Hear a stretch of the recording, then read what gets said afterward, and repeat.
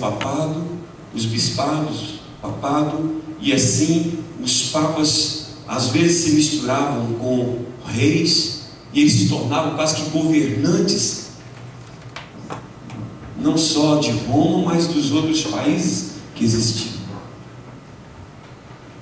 E para fortalecer o seu império no mundo inteiro, aí começou o projeto da construção da Basílica de São Pedro. E quem já foi em Roma sabe que é uma coisa monstruosa e fenomenal. Uma coisa de deixar você assim impressionado com a arquitetura, com o luxo, com a beleza, com a riqueza e com tudo aquilo que foi feito. Já foi o projeto dessa época. Pois bem, nisso a Igreja Católica já está no mundo inteiro com a sua influência. Já tinha passado o quarto século, quinto século, sexto século, e vai imperando e vai dominando com as suas mensagens, até chegar no século XVI. E quando chega lá, havia três coisas que eram ensinadas que deixaram alguns líderes da própria Igreja Católica, porque esses pré-reformadores eram também líderes da Igreja Católica. Haviam três coisas, por exemplo. Não sei se vocês já ouviram falar. Alguém sabe o que é simonia? Alguém sabe o que é indulgência e superindulgência? Só para os irmãos terem a ideia, para vocês verem em que época nós estamos vivendo. Eu estou falando do século XVI, o final da Idade Média, começando no século XV até o século XVI, prevalece a época das trevas. A indulgência eram favores que eram vendidos. Por isso que a igreja se tornou uma das razões que ela se tornou a maior latifundiária, dona de terras do mundo, a igreja mais rica do mundo. Se vendia indulgência, que era favores espirituais. Você quer ter o perdão do seu pecado porque você matou seu filho? Então deixe sua herança com a igreja, um documento que nós então vamos perdoar você. Você quer ter benefícios dessa natureza? Você quer ter a sua salvação já garantida uma vez? Então deixe os seus bens, que nós vamos dar um documento te garantindo a salvação. A superindulgência, o negócio deu tão certo que veio a superindulgência. Você tem o seu pai que foi um péssimo homem, um homem que maltratou sua mãe, um homem que estuprou sua irmã, um homem que fez tantas coisas perversas que morreu. Mas hoje você fica lembrando e diz: meu pai está no fogo do inferno. Como fazer para tirar o meu pai de lá? Afinal de contas, era um homem ruim, mas era um homem que precisa ser salvo. Então agora você dava os seus bens, ou você dava um valor para comprar a salvação. Agora já não era mais sua, era de alguém relacionado a você. Mas você quer também ter uma bênção? Você pode levar o dedinho mindinho de São Pedro. Pasme, milhares de dedinhos mindinhos de São Pedro foram vendidos na época. Quer um pedaço da cruz de Cristo? Você quer um pedaço do manto que cobriu Jesus? Aí vem alguns crentes e ficam indignados quando eu prego, ou quando um outro pregador que tem compromisso com a palavra de Deus e prega com essa pouca vergonha que está acontecendo no meio da igreja evangélica de hoje, de pastores e líderes vendendo, trazendo pedaços de pedra de Israel, de água do Jordão, de não sei mais o que, óleo do Monte das Oliveiras, e vendendo. Eu já vi essa história antes. Foi lá atrás, ela vem de tempos atrás, vem do século XVI. Os irmãos têm uma ideia, a igreja hoje está mais adulterada do que a igreja. Nós evangélicos abrimos a nossa boca e tantas vezes criticamos a igreja católica pelo que ela fez no passado com essas coisas. A igreja evangélica hoje, uma grande parte dela está mais adulterada, mais corrompida do que a igreja que ela mesma condenou e condena muitas vezes.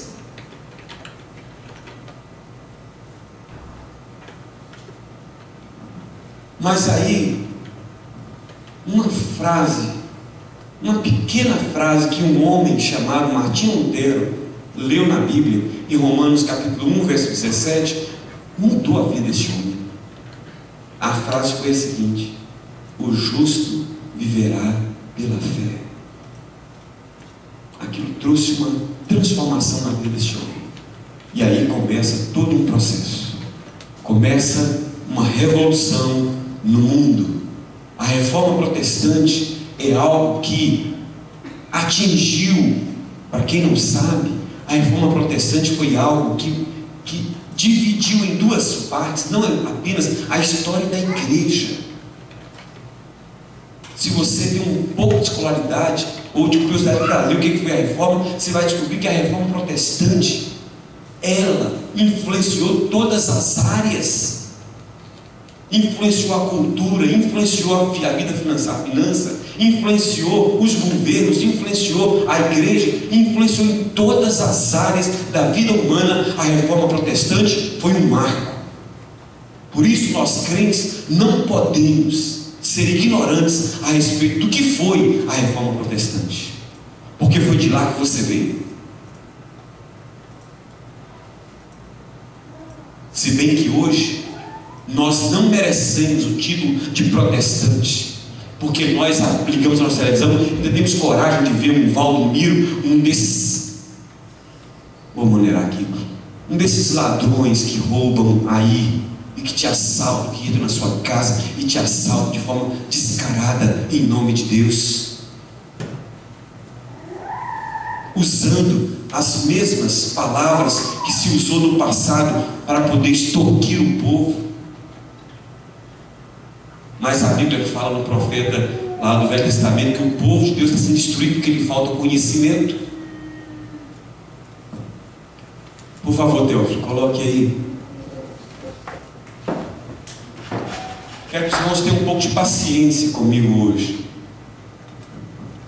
porque no dia 31 de outubro, se eu não estou enganado, acho que na quinta-feira, quarta-feira, nós vamos completar aí quase 500 anos de reforma protestante. E não é justo que nós que se dizemos filhos da reforma não sabemos o que é a reforma, o que esses homens passaram. Pode apagar essas luzes, por favor. Não, Theo, porque eu estudo no meu pendrive.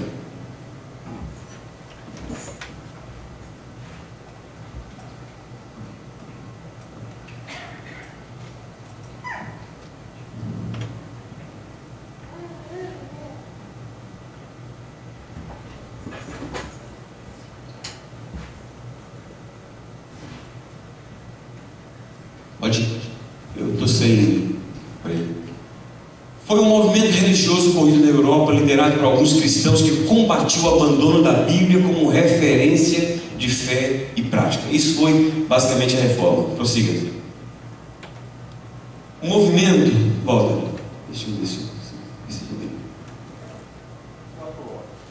O movimento tomou força no dia 31 de outubro de 1517, quando Martinho Lutero afixou suas 95 teses na porta da Catedral de Wittenberg, na Alemanha. Contudo, muitos séculos antes, outros cristãos levantaram sua voz contra o que acontecia na igreja, insistindo que ela deveria viver de acordo com as Escrituras. São os chamados pré-reformadores, entre eles John Wycliffe, John Huss e Jerônimo Savonarola. Pagaram com a própria vida por lutarem por uma igreja fiel a Deus. Esses homens, entre tantos outros, alguns foram queimados, outros foram enforcados, outros foram mortos de forma trucidados, de forma terrível, porque eles disseram que a igreja tinha que voltar para a palavra, que ela estava muito distante da palavra. Prossiga. Wycliffe, vamos ver um pouquinho sobre esse homem, John Wycliffe. atacou as irregularidades do clero, as superstições, relíquias, peregrinações, veneração dos santos, bem como a transubstanciação. Transubstanciação é a doutrina da Igreja Católica, de que a ceia, o pão e o vinho, eles se transformam literalmente no sangue e no corpo de Cristo. A Igreja Luterana afastou-se um pouquinho disso e chamou a doutrina da ceia de consubstanciação. Não é literalmente o sangue de Cristo, mas também é o sangue de Cristo. E a Igreja Reformada veio dizer que ela é tão somente um memorial. Ali permanece o pão, ali permanece o vinho, mas aquilo nos traz a lembrança do corpo e do sangue do Senhor Jesus, como diz a palavra. Não é? Quem trouxe esse conceito foi a Igreja Reformada, não é? da ocasião. Então, o Wycliffe combateu esses pontos aí. O purgatório, as indulgências, o celibato clerical e as pretensões papais. Seus seguidores, conhecidos como os lolados, tinham a Bíblia como norma de fé que todos devem ler e interpretar. Não apenas um grupo pequeno dentro da igreja, como era. A Bíblia estava nas mãos apenas de uns poucos líderes da igreja romana.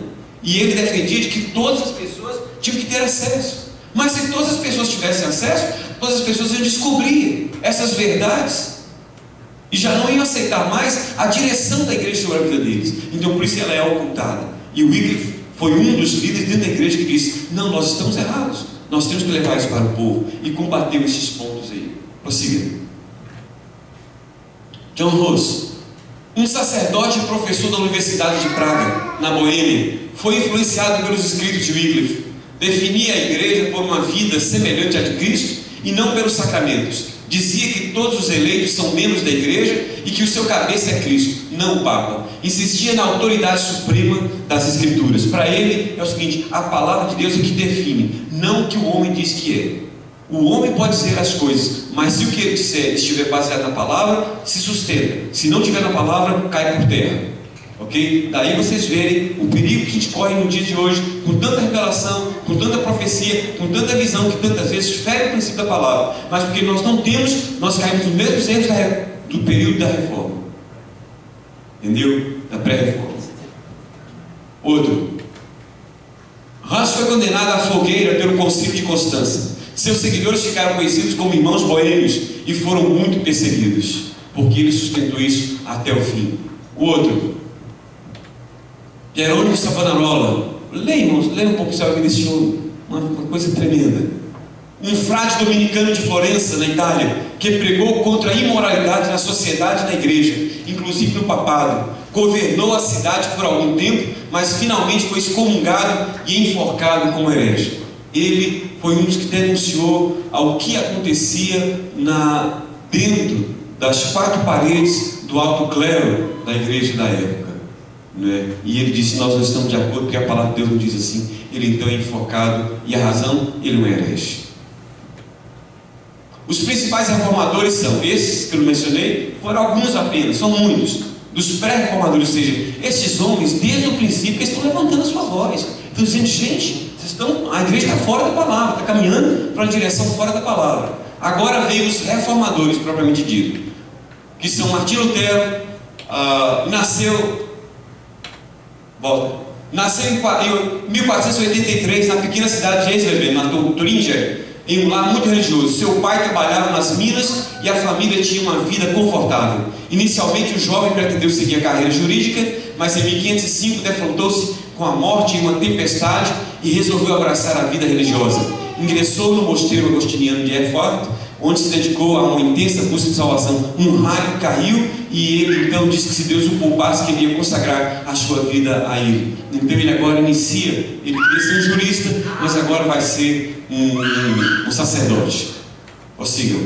Em 1512 tornou-se professor da Universidade de Wittenberg, onde passou a ministrar cursos sobre vários livros da Bíblia, como Gálatas e Romanos. Isso lhe deu um novo entendimento acerca da justiça de Deus. Ela não era simplesmente uma expressão da severidade de Deus, mas do seu amor que justifica o pecador mediante a fé em Jesus Cristo. É muito interessante, sabe por quê? Porque todas as vezes que a gente fala da justiça de Deus, a gente pensa logo o quê? De um Deus que é justo para punir, para castigar. Só que daqui a pouco ele descobre que na Bíblia a justiça de Deus vai além disso.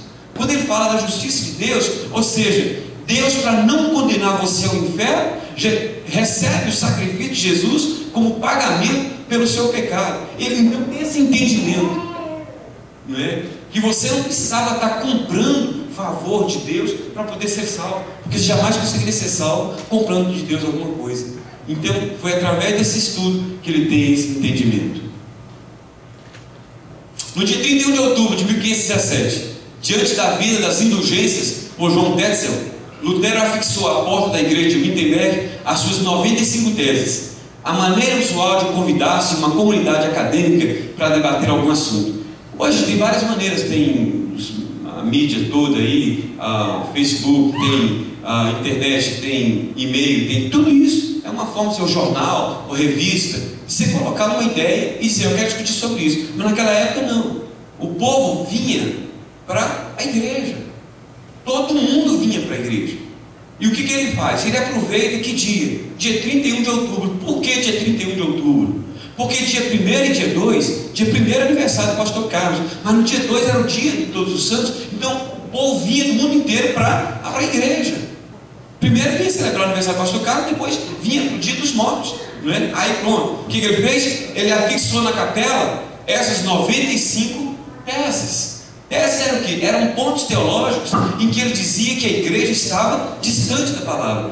95 pontos em que ele entendeu que a igreja estava virando as costas para a palavra. E aí isso vai causar um reboliço, um transtorno tremendo na vida da igreja. Na verdade ele não queria fazer isso, ele só queria chamar o povo para discutir essas verdades, não é? No início de 521, aí ele é chamado lá em Roma. Ele disse, não vou lá, porque o Papa queria confrontar. Ele disse, não vou, não vai me convencer. O Papa oferece então benefícios grandes para ele, para subir em hierarquia. Ele disse, não, rejeita, né? E ele então dá uma entrevista para um representante do Papa e confirma todas as suas ideias. Aí vem o quê? Aí vem a excomunhão dele no dia 500, no ano de 1521. Lutero compareceu a uma reunião do parlamento, a chamada Dieta de Worms, onde reafirmou as suas ideias. Foi promulgado contra ele o edito de Worms, que o levou a refugiar-se no castelo de Wartburgo, sob a proteção do príncipe eleitor da Saxônia, Frederico Sábio. Ali Lutero começou a produzir uma obra-prima da literatura alemã, a sua tradução das Escrituras. Até então, o povo não tinha a Bíblia na sua língua. O povo, só basicamente a elite que conhecia o latim, e mais elite ainda o grego e o hebraico. Então tudo que o povo sabia sobre Deus e sobre a Bíblia era que o clero ensinava. Aí o que Lutero faz? Ele então é perseguido de morte, ele se refugia nesse castelo e ninguém o encontra. Depois você vai entender por que ele escreve aquele hino: Castelo forte é nosso Deus, espada e bom escudo, com seu poder defende os seus em todo transe agudo. Aí depois você vai cantar esse hino comigo, né? É piada. Aí eu presbiteriano arrepia, né? Então ele vai fazer o que? Ele vai traduzir a Bíblia para o alemão, vai colocar a língua na linguagem do povo. Na hora que o povo descobre essas verdades, aí vai acontecer o que? Aí pronto, o povo vai sair da ignorância, vai dizer: uau, salvação através de Jesus Cristo, eu não preciso pagar, eu não preciso comprar, perdão de pecados eu tenho mediante o meu arrependimento. Não tem, quer dizer então que não tem purgatório, quer dizer que a pessoa não vai para o purgatório e tem que fazer aquela quantidade de missa pagando para poder a pessoa sair de lá para ir para o céu. Aí você começa a descobrir essas verdades claras que a Bíblia começa a mostrar, e aí vai acontecer o quê? Um movimento tremendo que vai varrer a Europa daquela época e vai causar um grande cisma, que é o surgimento da chamada Igreja Protestante. Protestante é um nome pejorativo, é um nome que foi alcunhado pelo clero para esses dissidentes. Não é um nome bom que eles deram, não. Mas o que acontece? Depois eles receberam esse nome, e gostaram. E eles ficaram com o nome de protestantes, eles eram conhecidos como protestantes. Não é? Por isso que eu falo que hoje nós não estamos fazendo jus ao nome protestante. O Obama está aí declarando a casamento gay e por aí apoiando, e nós estamos calados. Está aí apoiando matança de inocentes através de aborto e nós estamos calados. Está apoiando uma série de irregularidades e nós estamos calados. Nós não protestamos nada, queridos. A igreja evangélica surge esse bando de mercenários e nós estamos calados. E quando nos levantamos, tem gente dentro da igreja que quer fazer a gente calar. Protestante não é assim não. Por isso que eu falo, nós não merecemos título de protestante. Há quem dera se nós fôssemos conhecidos como protestantes, protestando contra o pecado, contra o erro, contra essa tirania desses homens que estão dentro da própria igreja, muitas vezes manipulando o povo para atingir seus próprios objetivos, fazendo isso em nome de Deus. A igreja evangélica hoje está corrompida por esses homens e nós estamos aceitando calados, não é? Isso não é ser protestante não. Mas vamos lá, que não é esse meu ponto aqui. O outro, Ulrico Zwinglio, homem tremendo, recebeu uma educação esperada com forte influência humanista. Inicialmente foi sacerdote em Glarus e em Eisleben, bom, nome alemão, influenciado pelo Novo Testamento publicado por Erasmo de Roterdã, tornou-se um estudioso das Escrituras e um pregador bíblico. Prossiga. Com isso foi chamado para trabalhar na Catedral de Zurique em 1518. 4 anos mais tarde surgiram as primeiras divergências com a doutrina católica. Zwinglio defendeu o consumo de carne na quaresma, o casamento dos sacerdotes, alegando não serem essas coisas proibidas nas Escrituras. Ele propôs o princípio de que tudo devia ser julgado pela Bíblia. Tudo. Onde é que você encontrou que sacerdote não tem que casar? Onde você encontrou que pessoa não pode pecar naquele período? Onde você encontrou que tem que rezar pelos mortos? Onde você encontrou que tem que colocar a vela numa pessoa para que aquela luz ilumine? Onde você encontrou isso? Tem um livro que dá julgamento, um livro que julga. Esse livro é esse aqui. Se ele não está dizendo através de que é isso, então ele não pode aceitar isso. No que ele fala a respeito disso, ele vai ser um perseguido, né? Vai ser um perseguido. Prossiga. Em 1523 houve o primeiro debate público em Zurique e a cidade começou a tornar-se protestante. O reformador escreveu os 67 artigos, a Carta Magna da Reforma de Zurique, nos quais defendeu a salvação somente pela graça. Olha só os pontos que ele defendeu: salvação somente pela graça, a autoridade da Escritura e os sacerdócios dos fiéis. Ou seja, você não precisa confessar seu pecado para alguém, para que alguém perdoe você ou declare você perdoado. Você pode chegar diretamente a Deus e confessar a Deus o pecado e Ele não te perdoa. Então isso que é sacerdócio dos fiéis. Bem como atacou o primado do Papa e a missa. Ou seja, a missa nunca vai se transformar, aquilo nunca vai ser o corpo de Cristo de fato vivo e real. Aquilo ali é simbólico. Esse movimento suíço, conhecido como a Segunda Reforma, deu origem às igrejas reformadas, difundindo-se inicialmente na Suíça alemã e no sul da Alemanha. Vai. João Calvino nasceu em Noyon, no nordeste da França. Seu pai, Gerard Calvino, era secretário do bispo e advogado da igreja naquela cidade. Sua mãe, Jeanne Lafrance, morreu quando ele ainda era uma criança. Após os primeiros estudos em sua cidade, Calvino seguiu para Paris, onde estudou teologia e humanidades. A seguir, por determinação do pai, foi estudar direito na cidade de Orleans e Bourges. Com a morte de seu pai, Calvino retornou a Paris e deu prosseguimento a seus estudos humanísticos, publicando sua primeira obra, um comentário do Tratado de Sêneca sobre a clemência. Diante.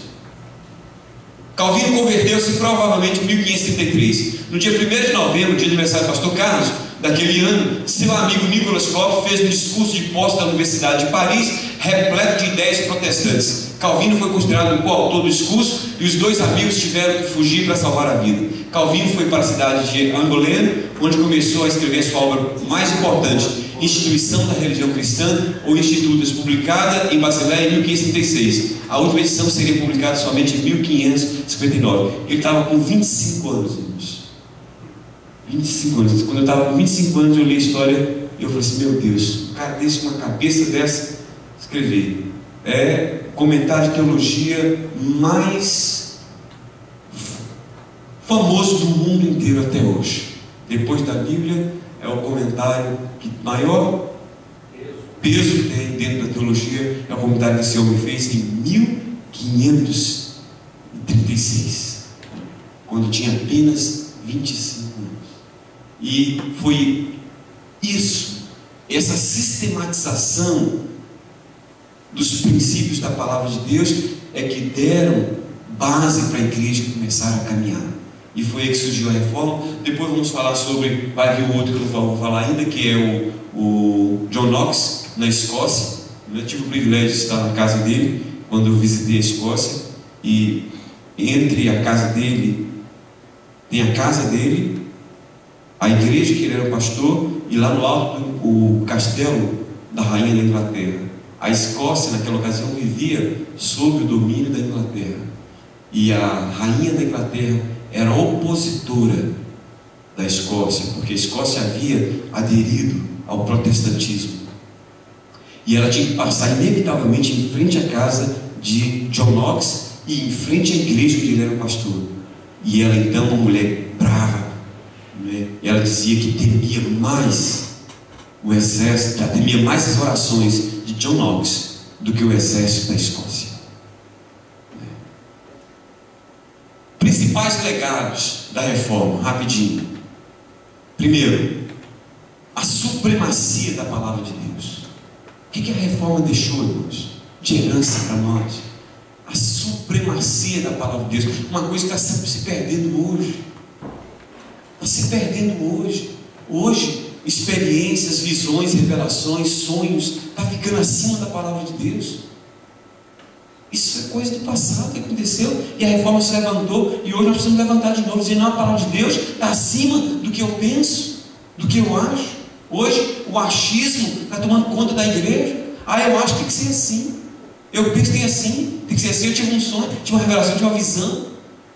Peraí, o que a palavra de Deus fala? Ela tem que estar acima, ela é suprema, não é? A Bíblia é a autoridade suprema, suficiente, final e inerrante em matéria de fé e prática.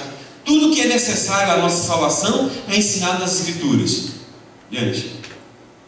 Segundo legado, Jesus Cristo é o nosso único, perfeito e suficiente Redentor. Este foi o segundo legado que deixou.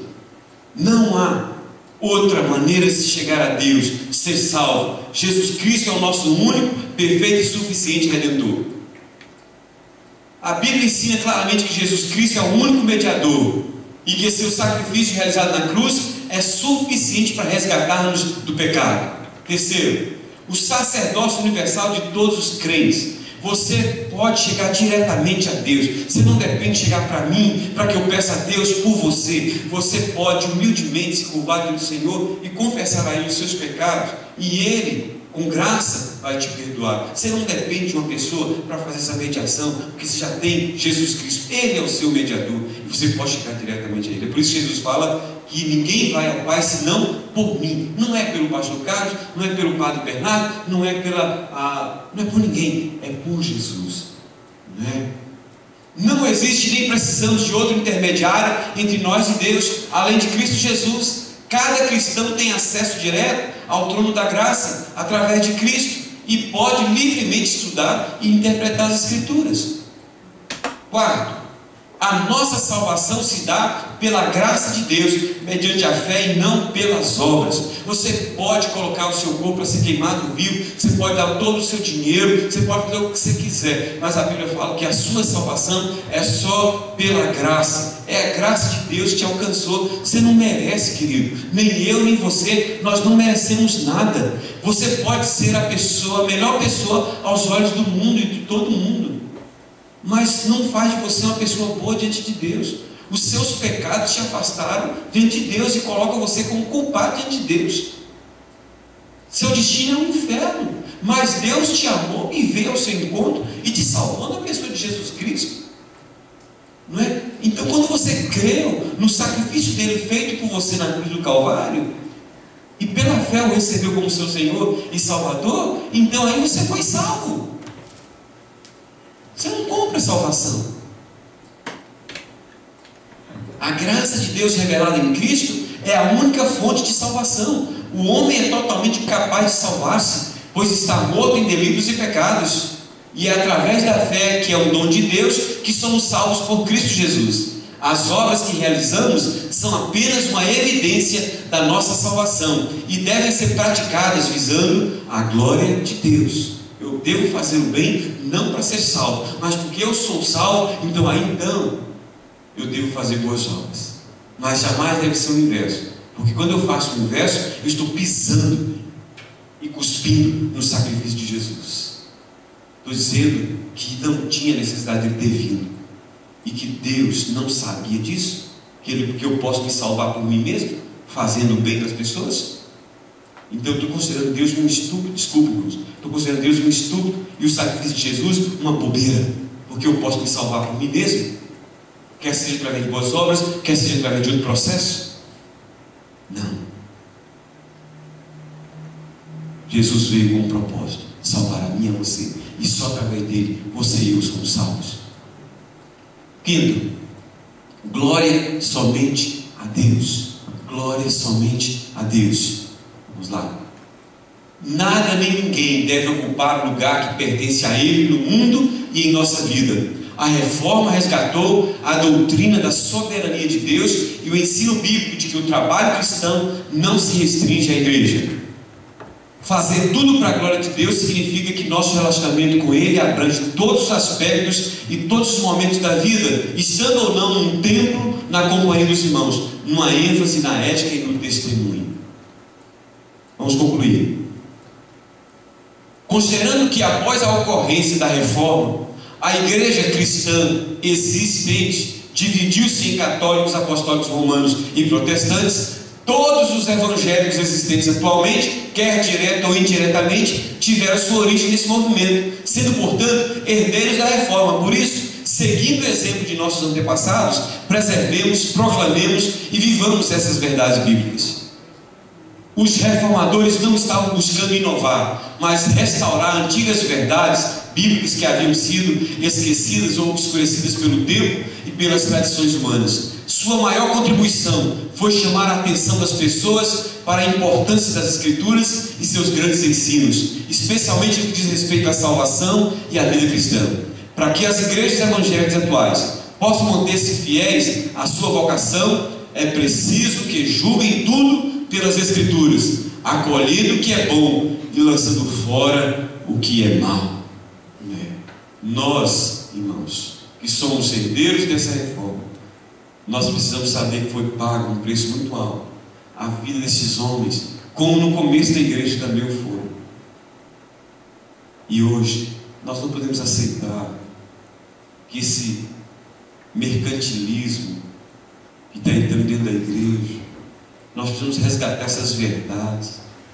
Mas a maioria de nós, quando nós entramos nas nossas igrejas, se não tiver uma mensagenzinha que ajuda a massagear o nosso ego, dizer que nós vamos conseguir chegar lá, que nós vamos ser cabeça e não cauda, que nós vamos prosperar, que nós vamos ter muito dinheiro, que nós vamos ser felizes, que nós vamos conquistar. A maioria dos evangélicos hoje que dizem que são de igreja reformada não estão querendo mais ouvir não estão querendo ouvir outro tipo de pregação, querem ouvir essas mensagens adocicadas.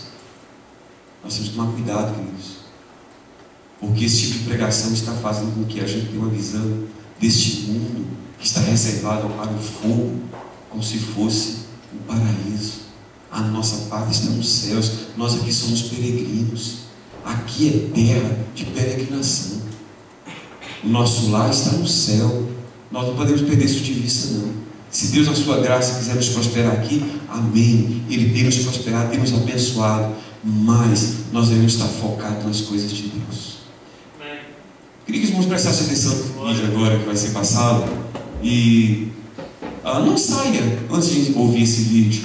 E logo depois a gente vai encerrar com a oração. Mas antes, ouçam esses dois vídeos que serão passados agora, que eu acho muito importante para o nosso crescimento espiritual e nosso crescimento intelectual.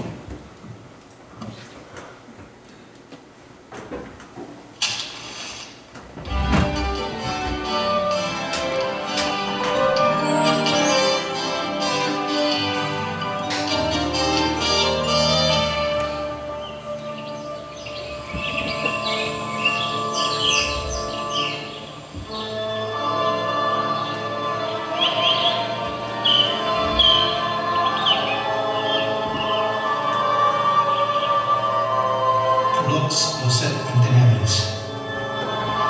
A luz brilha nas trevas. O lema dos valdenses encontra-se hoje escrito em todas as igrejas do vale. Serve como uma silenciosa lembrança do seu fiel testemunho, a miúdo manchado de sangue através dos séculos.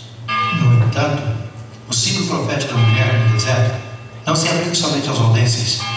Abrange a todos aqueles cuja fé em Deus e sua palavra os fez contrariar a corrupção e as falsas doutrinas da igreja.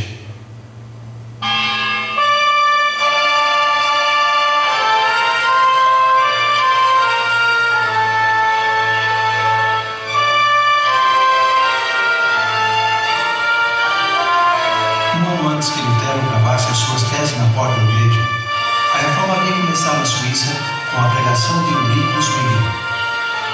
Ele falou contra a venda de indulgências e outros abusos papais. Ensinou que a salvação só provém de Cristo. Mas não foi de Lutero que ele aprendeu estas coisas, senão pelo estudo das Escrituras. Nos estados alemães, Lutero destacou-se entre todos os reformadores. Mas nos distritos suíços, muitos homens piedosos chegaram a ser campeões da fé. Muitos dos líderes prominentes são lembrados desse monumento da reforma em Gênova. Guilherme Farel, conhecido por alguns como Lutero da Suíça francesa, João Calvino e Teodoro Bessa, sucessor e biólogo de Calvino. Calvino nasceu na França e foi guiado à fé da reforma por seu primo Pedro Oliveiton, que mais tarde traduziu a Bíblia ao francês para os valdenses. Aos 25 anos de idade, Calvino foi para Basileia, na Suíça. Ali ele completou e publicou o que provavelmente foi o tomo mais influente da reforma protestante, a instituição da religião cristã. O seu objetivo era apresentar as grandes verdades da fé cristã, como ele achava que haviam sido antes de ser corrompidas pela Igreja de Roma. Em 1576, Calvino foi nomeado pastor e professor em Gênova. A Catedral de São Pedro chegou a ser o seu culto, mas as suas palavras não se limitaram aos confins desse edifício. Durante os últimos 25 anos de sua vida, Calvino tentou fazer de Genova um modelo prático de uma cidade cristã. Por sua influência, Genova chegou a ser um centro para a fé reformada na Europa.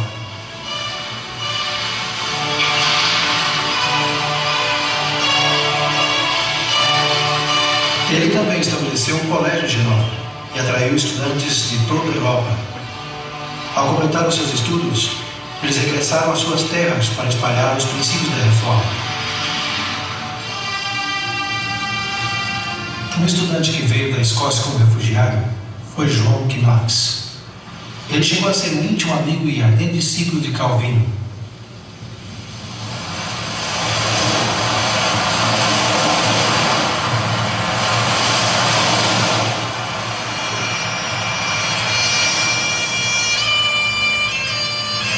Como Paulo no apedrejamento de Estevão, assim João Knox sentiu o chamado ao ver o martírio do pregador escocês George Wishart. Aqui em frente ao castelo de Santo André, as letras GW marcam o lugar onde Wishart foi queimado na fogueira em 1546. Mais tarde, Knox regressou à Escócia e veio para cá, Santo André, o centro eclesiástico da Escócia no século XVI. A sua catedral era uma das maiores do cristianismo.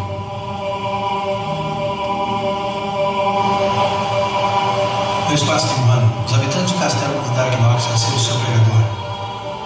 Logo em 1547, ele pregou o seu primeiro sermão aqui na paróquia de Santo André. Isso marcou o começo da reforma na Escócia. Não foi por coincidência que Knox usou como texto o capítulo 7 do livro de Daniel. No começo do seu sermão, ele mostrou o grande amor que Deus tinha pelo seu povo ao advertir dos perigos que ameaçariam a igreja. Identificou as 4 bestas como os 4 grandes impérios de Babilônia, Pérsia, Grécia e Roma. E logo falou do chifre pequeno que o sucedia, identificando-o como anticristo papal. Ao fazer isso, Knox incluiu-se à lista dos grandes reformadores como Wycliffe, Hus, Lutero Calvino e muitos outros que haviam declarado por igual. Uns 13 anos mais tarde, o parlamento escocês reuniu-se na cabine de votação. O lugar era ali, adjacente à igreja de St. Giles, em Edimburgo, onde John Knox era o pregador.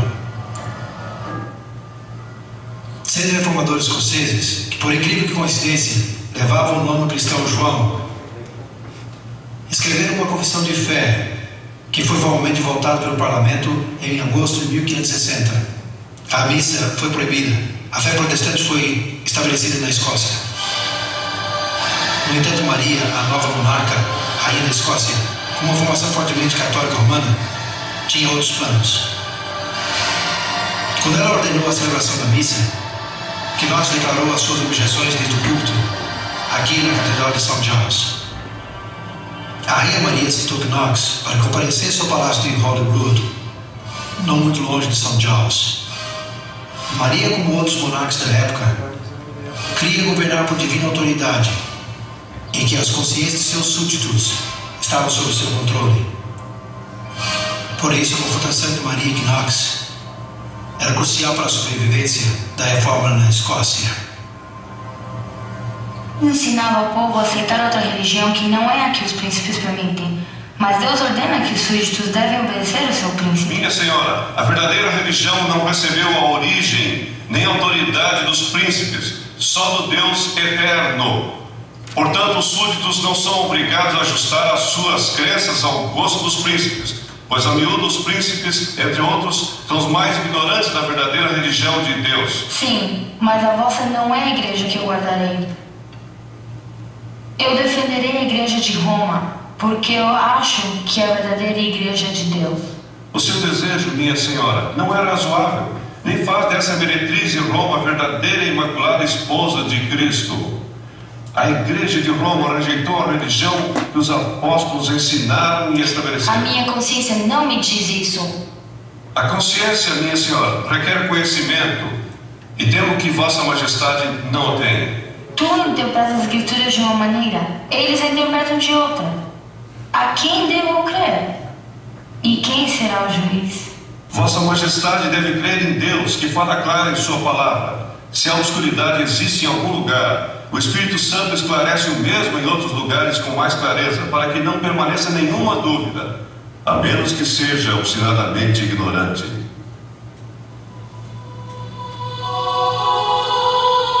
Lutero perante Carlos V em Worms, Knox perante a Rainha Maria em Holyrood foram os momentos mais dramáticos da reforma. Em ambos os casos, a vitória daqueles que tiveram uma fé incomparável em Deus e na verdade de sua causa.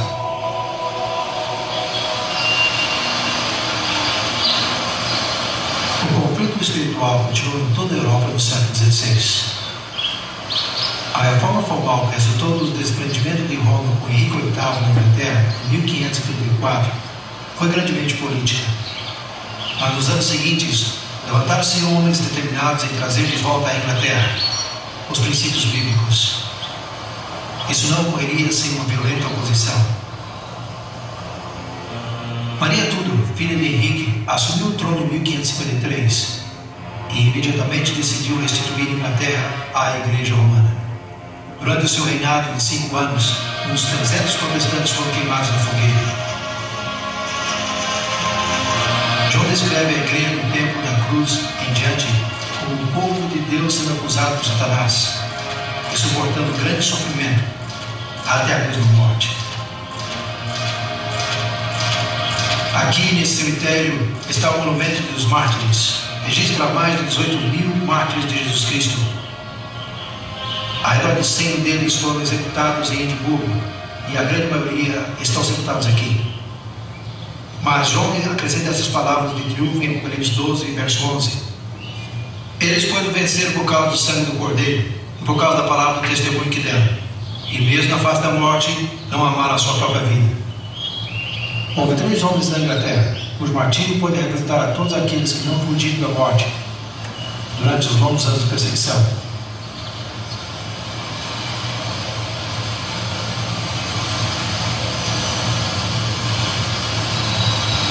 Em Oxford, enquanto Opõe-se ao monumento dos mártires, erigido a Nicholas Ridley, bispo de Londres, e a Hugo Latimer, campeão de Henrique VIII, e a Thomas Cranmer, primeiro ascendido protestante de Canterbury. Os três morreram na fogueira erguida em plena rua, no lugar marcado por esta cruz. Em frente ao Colégio Balliol, onde John Wycliffe havia ensinado quase 200 anos atrás. Agora preste atenção, Chris Latimer, a declaração dele morrendo, sendo envolto pelas chamas. Olha o que esse homem declara com amor a Cristo, pelo amor a Cristo que viriam para receber a palavra. Na aldeia de Oxford, a lenha foi empilhada, com a pressa furiosa de uma munição alvoroçada, ao redor de 2 almas valentes que guardaram o seu lugar, pela senda do fogo para Cristo acompanhar. E as chamas subiram, mas a fumaça ofuscante não pôde a alma de Hugo Latimer sufocar. Porque ele disse: irmão Ridley, alegre-se, uma voz, luz da Inglaterra está por acender-se, que pela graça de Deus jamais se apagará. E o sussurro desse discurso ressoou aqui e ali. Jamais se apagará a luz de Latimer. Por mais que os ventos a façam estremecer, a luz de Latimer brilhou para ficar, até que o dia do juízo chegue a triunfar.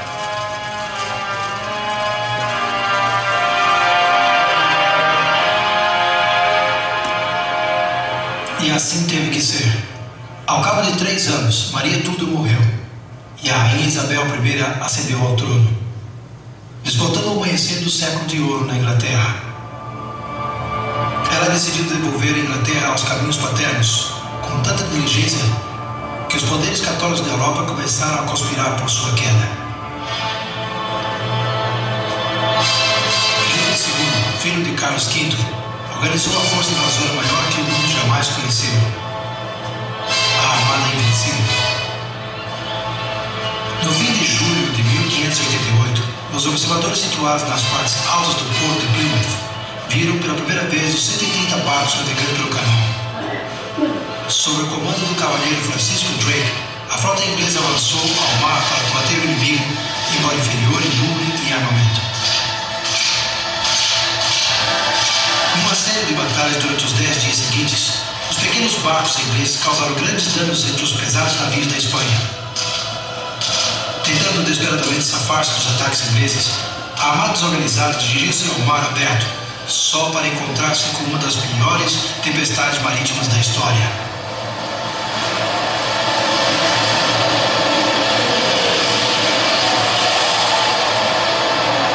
Rodopiando pelas costas da Noruega, colidindo contra os penhascos das ilhas Shetlands, Orcadas e Hébridas, e sendo arrebatada de volta ao sul para a Irlanda, a armada fugia, embora ninguém a perseguia. Dos 30 mil homens a bordo, apenas 10 mil regressaram à Espanha. Filipe II e os reis católicos ficaram atônitos.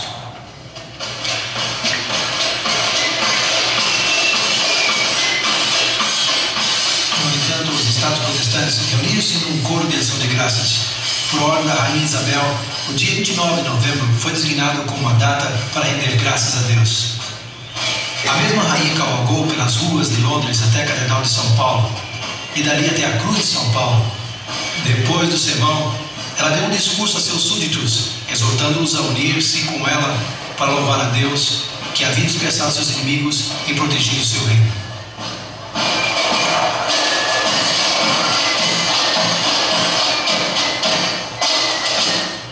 Aqui em Plymouth, no monumento que comemora a cena da Armada, aparecem gravadas essas palavras enigmáticas. Ele soprou com seus ventos e eles dispersaram-se. A partida do Mayflower, em 1620, desde Plymouth, Inglaterra, com tantas pessoas a bordo, foi bem diferente dos eventos em 1588, quando a Armada Espanhola navegava por ali. Mas isso também está relacionado com a lenda da mulher vestida do sol.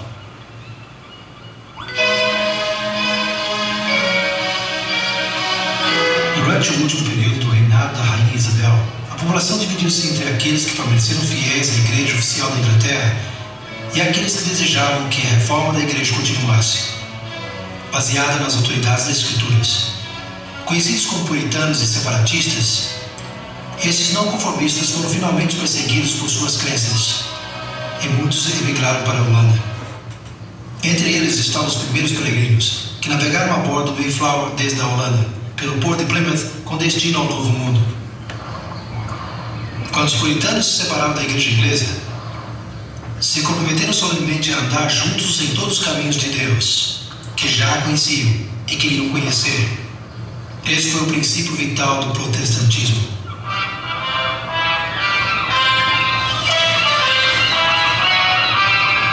Antes que desembarcasse na Holanda em 1620, o seu pastor John Hobson deu sermão de despedida. Ele disse que os seguidores de Lutero, Knox e Calvino se basearam nas doutrinas desses homens como se fossem o significado de toda a verdade. Falando dos reformadores, Hobson disse: eles não se aprofundaram nos conselhos de Deus, mas se estivessem vivos hoje, de bom grado receberiam mais luz do que receberam no princípio. Se Deus nos revela qualquer coisa, usando outro instrumento seu, está dispostos a recebê-la, porque tenho certeza que o Senhor ainda tem mais verdade e luz para cumprir de sua santa palavra. Pouco podia entender o real significado de suas palavras. Ao certo é que mais verdades romperiam da palavra de Deus, e os puritanos tomariam uma parte vital nisso. Os primeiros peregrinos embarcaram no penhasco em Plymouth, no dia 21 de dezembro de 1620. Eles foram os primeiros entre os milhares de puritanos que no século XVII emigraram ao Novo Mundo e trouxeram consigo crenças que no momento devido contribuíram para formar um movimento religioso que rodearia o mundo. Segundo a profecia de Daniel 7, o poder do chifre pequeno reinaria na Europa por 1260 anos. No fim desse período, que se estenderia desde o ano 538 até 1798, surgiriam eventos que restringiriam essa supremacia temporariamente. No tempo devido, em fevereiro de 1798, as tropas francesas do general Berthier entraram em Roma, fizeram ao Papa prisioneiro e reduziram grandemente a autoridade do poder papal. Igualmente, na profecia de João do Apocalipse 12, a mulher vestida de sol estaria no deserto por 1260 anos. Depois de 1798, surgiria um movimento que ensinaria as mesmas grandes verdades ensinadas pelos apóstolos, profetas e os primeiros cristãos. Grandes verdades como a salvação pela graça de Deus, através da fé em Cristo somente, o ministério sumo sacerdotal de Cristo, o sacerdócio real de todos os crentes, a obediência a todos os mandamentos de Deus, o batismo do crente, a suficiência e autoridade das Escrituras sobre a tradição, estava entre o que a igreja primitiva ensinava.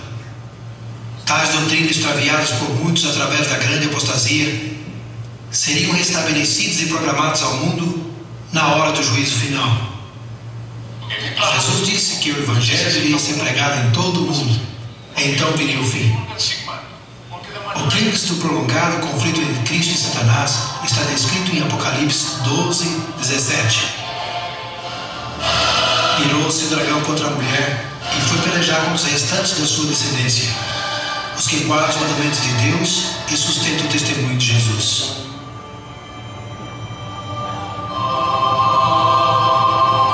O conceito bíblico de descendência é um grupo de pessoas de qualquer idade que sobrevive à calamidade e que é fiel a Deus e aos princípios de sua palavra num tempo de apostasia remanescente. No entanto, o Salmo de Apocalipse 12:17 o deixa claro que o remanescente deste verso refere-se aos descendentes espirituais da mulher, no tempo do fim, isto é, depois de 1798. Eles são os herdeiros espirituais da longa e valiosa linhagem do povo escolhido de Deus, que sobreviveu aos furiosos ataques do dragão através da história.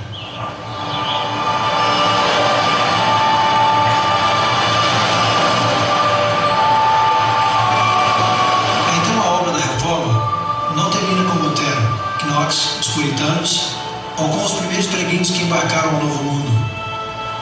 É um processo que continua, e a sua próxima fase nos leva ao começo do século XIX na América, e à origem de um movimento profético que rapidamente capturou a atenção de muitos ao redor do mundo.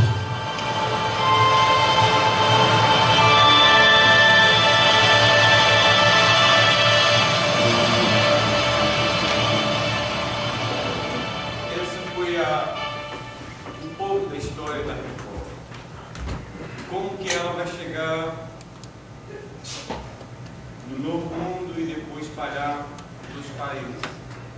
Por causa da influência, quando essa igreja, lembra da rainha Elizabeth, que escreveu pelo monumento, agradecendo a Deus, que Deus os livrou naquela tempestade? Pois bem, ela é vamos dizer assim, a sustentadora da igreja chamada anglicana. Mas o povo queria uma reforma mais profunda. E aí vai surgir um cisma dentro dessa igreja. Porque aqueles que queriam uma reforma mais profunda, eles vão passar a ser perseguidos. E aí vai surgir esse grupo chamado os puritanos. E esse grupo, então, ele vai crescer.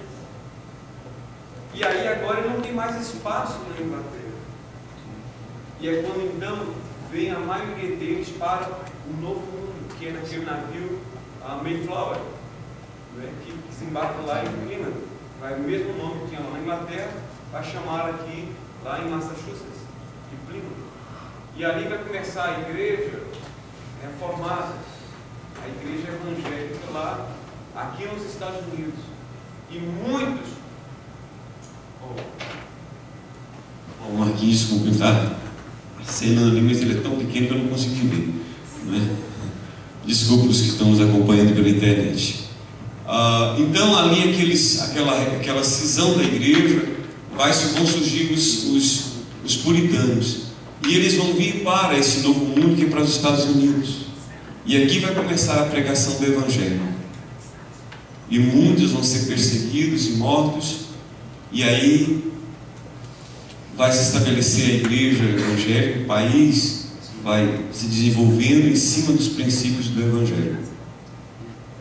Mas os anos se passaram e lamentavelmente, este país que foi construído em cima desses pilares, dessas bases cristãs e da palavra, eles estão sendo removidos gradativamente. E nós precisamos levantar a nossa voz, nós precisamos levantar o nosso clamor ao Senhor e pedir a Deus que traga de novo essa nação aos pés do Senhor Jesus. E vai surgir através deles o maior movimento missionário de todos os tempos, né? Quando os Estados Unidos vai mandar missionário para o mundo inteiro. Antes era a Inglaterra, a Escócia, outros países de Gales que mandavam. Depois agora vai ser os Estados Unidos que vão mandar missionários para o mundo inteiro. E o Brasil é fruto desse trabalho. O Evangelho vai chegar através dessa visão missionária dessa igreja que começa nos Estados Unidos, essa nova igreja. Tudo como consequência da reforma. Agora, pergunta a você e a mim. Um pequeno conhecimento que nós estamos tendo da reforma. Esses homens que receberam um título negativo de protestantes. Será que nós merecemos ser chamados de protestantes? Hoje, ser chamado de evangélico já é depreciativo. É um show gospel. Mesma coisa, mundana, do mesmo jeito. Com algumas exceções. Como disse o pastor Vidal hoje pela manhã, nós estamos no mundo, mas nós estamos sendo diferentes. Nós estamos sendo absorvidos pelo mundo. E nós precisamos entender que nós fomos deixados no mundo para sermos sal da terra e luz do mundo. Que Deus nos abençoe, para que, como herdeiros dessa reforma, nós possamos também marcar a nossa geração com a pregação do Evangelho e a defesa dos princípios da fé, como esses homens fizeram com a perda das suas próprias vidas. Amém? Vamos ficar de pé e vamos tentar cantar esse hino. Lá, Deus.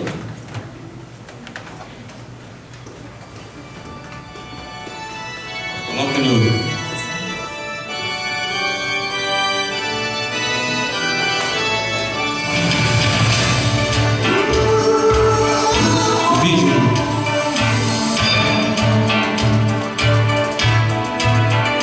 God's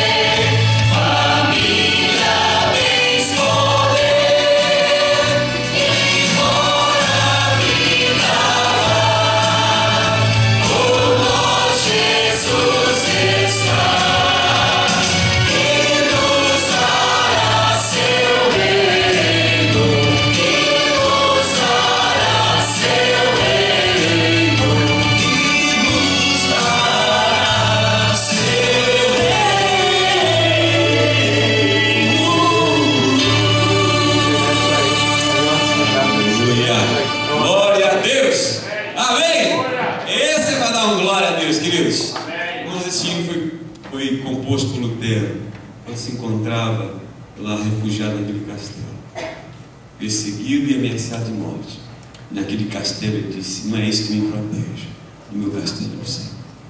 Oh Senhor, que história marcante, que história linda destes homens que amaram o Senhor mais do que a si mesmo, doando as suas próprias vidas para que a Tua palavra, a Tua verdade chegasse a nós.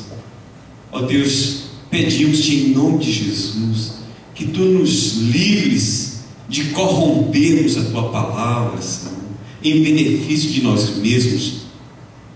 Ó Deus querido, levanta em nossos dias, começando conosco, homens e mulheres, homens e mulheres, homens e mulheres que sejam destemidos, Senhor, determinados, corajosos, ó Deus, que estejam dispostos, ó Pai, a amar o Senhor até as últimas consequências, porque aqui, ó Deus, não é a nossa morada, nós aqui somos peregrinos.